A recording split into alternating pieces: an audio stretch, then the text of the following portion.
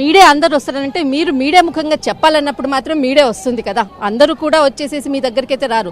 మీరుండి media ముఖంగా press meet పరంగా మేము చెప్పాలి అన్నప్పుడే మీడియా వచ్చి మీ దగ్గర చెప్తుంది.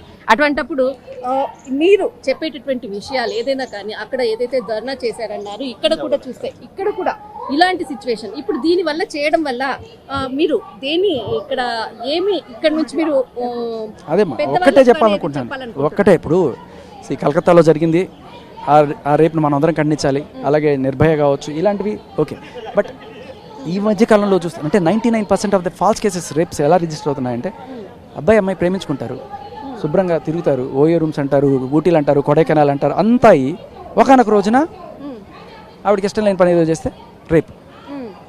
ఎంత దారుణంగా వాడుతున్నారు ఈ చట్టాలు. అండ్ ఇంకొకటి ఏంటంటే కేసు పెట్టడానికి ఏదో ప్రైమా ఫేసి ఉంటే చాలు.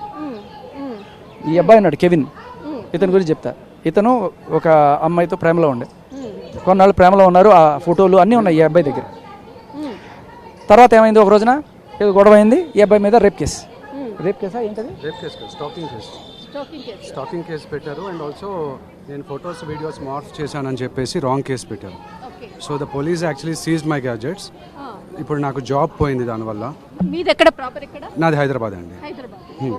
సో నా జాబ్ పోయింది. నేను వెళ్ళి ఆ అమ్మాయి మీద కేసు పెడదామంటే ఆ అమ్మాయి నీ మీద రేప్ కేసు పెడుతుంది అని చెప్పి తీసుకోవట్లేదు.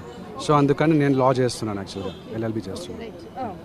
సో ఇలా అంటే ఈ సెక్షన్స్లో ఉన్న మెయిన్ ఏంటంటే ఎవిడెన్స్ లేకపోయినా కూడా ఎఫ్ఐఆర్ చేసేటువంటి సిచ్యువేషన్స్ ఉన్నాయి. అదే మగాడు వెళ్ళి పెట్టమనండి, ఎవిడెన్స్ తీసుకొని వెళ్ళినా కూడా ఇతని దగ్గర అన్ని ఎవిడెన్స్లు ఉన్నాయి. అమ్మాయి ప్రేమించినట్టు, ఇద్దరు కలిసి వెళ్ళినట్టు, ఆ రూమ్కి సంబంధించినవి ఫోటోలు వీడియోలు అన్నీ ఉన్నాయి. నో ఎఫ్ఐఆర్ చేయరు. ఓన్లీ అమ్మాయి మాత్రమే మనిషి, మగాడు అనేవాడు మనిషి కాదు.